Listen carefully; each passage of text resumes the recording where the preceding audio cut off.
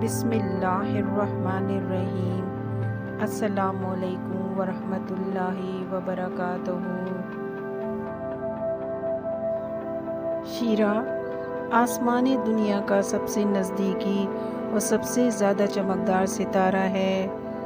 صاف نظر آتا ہے کہ قرآن کے ذریعے اس نام سے اللہ انسان کو کوئی واضح اشارہ دے رہا ہے۔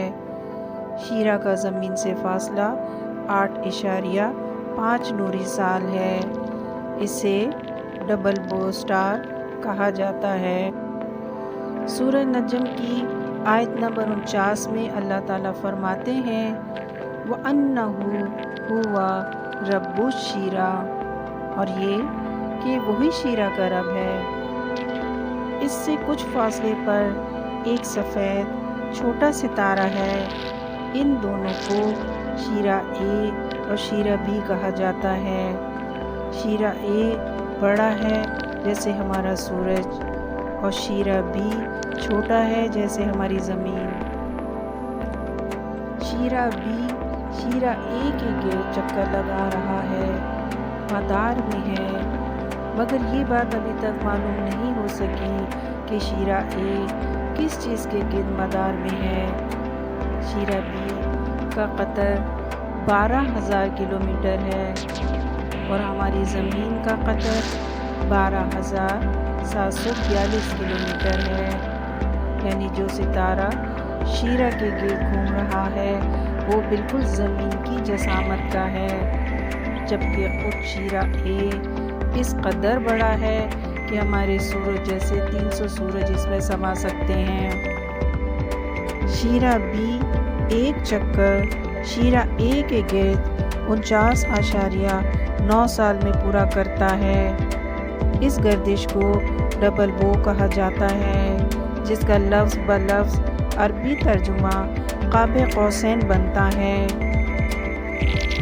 کائنات میں ابھی تک دریافت ہونے والی اپنی نوعیت کی یہ منفرد ترین مدار کی گردش ہے، جو بیک وقت دائرے میں بھی ہے اور لہردار بھی ہے۔ اس مناسبت سے بلا شک و شبہ کائنات میں شیرہ کا انتہائی خاص مقام ہے۔ سورۃ نجم کی آیت 9 کو، جس میں قاب قوسین کا ذکر ہے، جب اسی سورہ کی 49ویں آیت کو، جس میں اللہ تعالیٰ نے شیرہ کا نام دیا ہے، آیت 9 کے ساتھ منسلک کیا جائے تو 49.9 کا حیرت انگیز عدد حاصل ہوتا ہے، جو شیرہ بی کی شیرہ اے کے گرد گردش کا مکمل ترین دورانیہ ہے۔ مصری شیرہ کو جانتے تھے۔ ہر سال کے اختتام پر شیرہ سورج کے نکلنے سے ذرا پہلے طلوع ہوتا تھا، اس لیے مصری اپنے نئے سال کے نئے دن کا آغاز شیرہ کے طلوع ہونے پر کرتے تھے۔ ہر سال جب بھی یہ موقع آتا تھا وہ جان جاتے تھے کہ شیرہ دکھائی دینے کا مطلب یہ ہے کہ نیل میں پانی زیادہ آئے گا، کیونکہ ان وقتوں میں شیرہ کے طلوع ہونے کا مطلب یہ ہوتا تھا کہ سیلابی ریلوں کا موسم شروع ہونے والا ہے، جس سے نیل پانی سے بھر جائے گا۔ اسے قدیم مصری نیل کا ستارہ یعنی سٹار آف نائل کہا کرتے تھے۔ ہزاروں سال پہلے چونکہ یہ زمین سے بہت چمکدار حالت میں نظر آتا تھا، اس لیے بہت سی تہذیبوں میں اس کی پوجا کے شواہد بھی ملتے ہیں۔ وقت گزرنے کے ساتھ ساتھ فاصلہ بڑھنے کی وجہ سے اب اسے دیکھنا اتنا آسان نہیں رہا۔ سورۃ نجم کی آیت 49 میں جب اللہ تعالیٰ فرماتے ہیں کہ وہ شیرہ کا رب ہے، تو اس آیت سے 2 حقائق آشکار ہوتے ہیں۔ پہلا تو یہ کہ اللہ خوب جانتا ہے کہ کن تہذیبوں نے شیرہ کو رب مان کر اس کی پوجا کی، اور اسی طرف اللہ کا اشارہ ہے کہ شیرہ رب نہیں ہے بلکہ وہ اللہ شیرہ کا رب ہے۔ سورۃ نجم کی 1 سے 10 تک کی آیات میں اللہ تعالیٰ ایک بہت ہی خاص واقعے کا ذکر فرما رہے ہیں۔ پہلی 10 آیات حیرت انگیز ہیں، جس کا ترجمہ یہ ہے: ستارے کی قسم ہے جب وہ ڈوبنے لگے، تمہارا رفیق نہ گمراہ ہوا ہے اور نہ بہکا ہے، اور نہ وہ اپنی خواہش سے کچھ کہتا ہے، یہ تو وہی ہے جو اس پر آتی ہے۔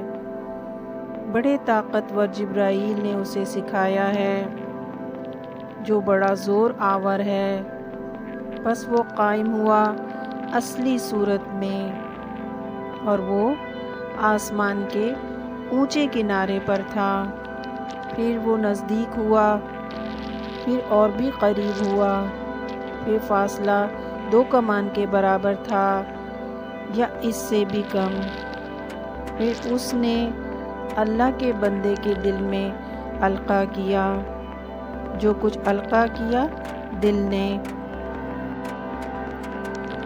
سورۃ نجم کی پہلی 10 آیات میں جس بڑے واقعے کی طرف اشارہ ہو رہا ہے، اس کے مطابق حضرت جبرائیل علیہ السلام آسمانوں کی انتہائی بلندیوں سے نیچے اترتے ہوئے شیرا تک آئے، یہاں تک کہ وہ قاب قوسین سے بھی قریب آ گئے، یعنی وہ ہماری زمین سے شیرا کے مدار تک کے فاصلے پر آئے۔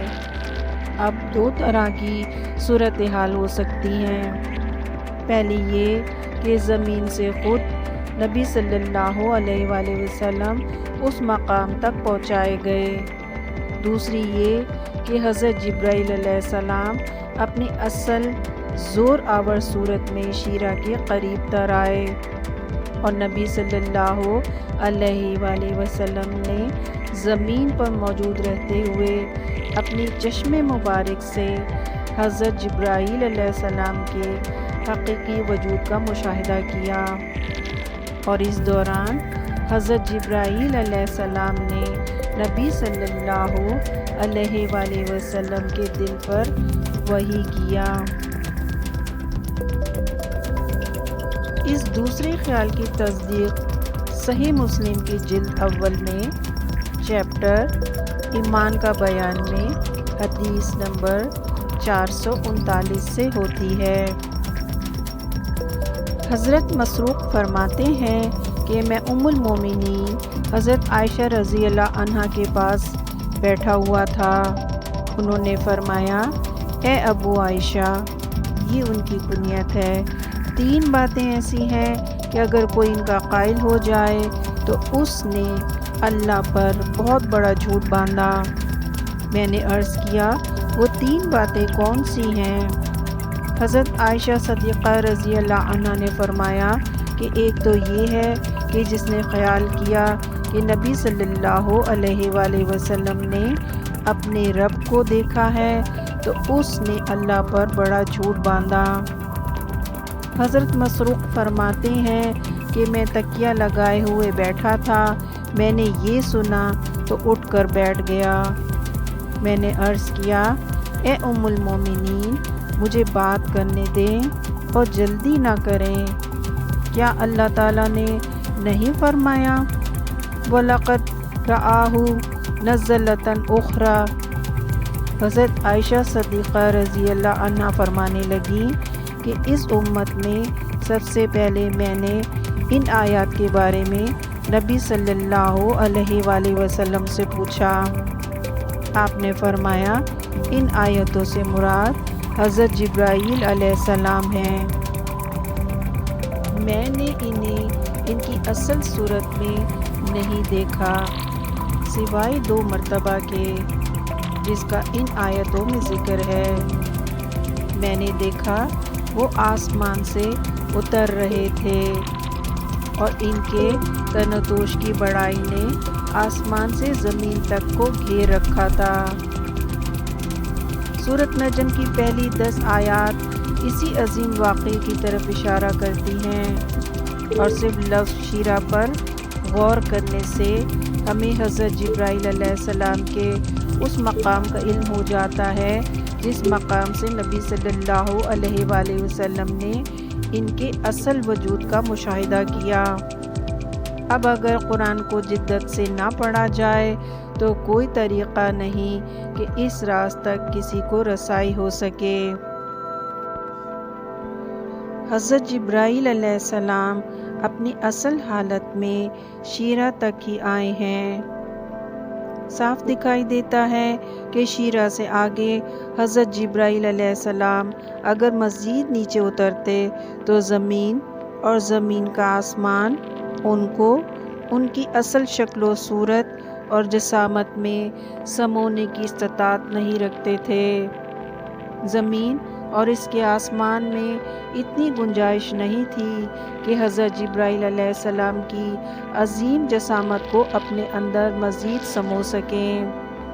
اس لیے شیرہ وہ آخری حد تھی جہاں سے آسمان دنیا پر حضرت جبرائیل علیہ السلام کو اصل حالت میں مکمل طور پر دیکھا جا سکتا تھا۔ اس سے اللہ کے فرشتوں کی عظمت و ہیبت کا درست ترین اندازہ ملتا ہے کہ ان کی طاقت، ہیبت و عظمت کے آگے یہ زمین اور اس کا آسمان اتنی حیثیت نہیں رکھتے کہ اللہ کا مقرب فرشتہ اپنی اصل حالت میں ان پر نزول کر سکے۔ بلا شبہ یہ ایک بہت بڑا واقعہ تھا۔ اسی لیے اللہ قرآن میں نشانی چھوڑتا ہے اور اسی لیے وہ بار بار حکم دیتا ہے، ترغیب دلاتا ہے کہ میری نشانیوں پر غور کرو۔ اس نے ہر دور کے انسان کے علم کے مطابق اسے آگے بڑھایا ہے۔ وہ جانتا تھا کہ شیرہ کی حقیقت کو تلاش کرنے والے بعد میں آئیں گے، اسی لیے اس نے بات کو کی ورڈ میں بیان کیا اور نشانی چھوڑ دی۔ اسے پتہ تھا کہ آنے والے وقتوں میں ایسے لوگ ہوں گے جو انٹرنیٹ، اسپیس ٹیکنالوجی، ٹیلیسکوپ سے لیس ہوں گے۔ ان میں اس پر ایمان رکھنے والے بھی ہوں گے، جبکہ وہ دیکھیں گے کہ ان کے رب نے خاص طور پر ایک ستارے کا نام لیا ہے تو وہ چونک اٹھیں گے اور تلاش کو نکلیں گے۔ پھر وہ دیکھ لیں گے کہ ان کے رب نے انہیں کیا بتایا تھا، قاب قوسین کیا تھا اور شیرہ کیا تھا۔ ان کا رب جانتا تھا کہ وہ اسے قدامت میں بھی پہچان لیں گے اور جدت میں بھی جان لیں گے۔ جیسے جیسے زمانہ آگے بڑھتا جائے گا، قرآن کھلتا چلا جائے گا۔ جتنی ٹیکنالوجی بڑھے گی، انسان پر اللہ کا تصور اتنا ہی واضح ہو کر پوری ہیبت اور شان و شوکت سے نازل ہوگا۔ سورہ فصلت کی آیت نمبر 53 کا ترجمہ۔ عنقریب ہم اپنی نشانیاں انہیں کائنات میں دکھائیں گے اور خود ان کے نفس میں، یہاں تک کہ ان پر واضح ہو جائے گا کہ وہی حق ہے۔ کیا ان کے رب کی یہ بات کافی نہیں کہ وہ ہر چیز کو دیکھ رہا ہے؟ سورہ یوسف کی آیت نمبر 105 کا ترجمہ۔ اور آسمانوں اور زمین میں بہت سی نشانیاں ہیں جن پر سے یہ گزرتے ہیں اور ان سے منہ پھیر لیتے ہیں۔ سورۃ نحل کی آیت نمبر 12 کا ترجمہ۔ اور رات اور دن اور سورج اور چاند کو تمہارے کام میں لگا دیا ہے، اور اسی کے حکم سے ستارے بھی کام میں لگے ہوئے ہیں۔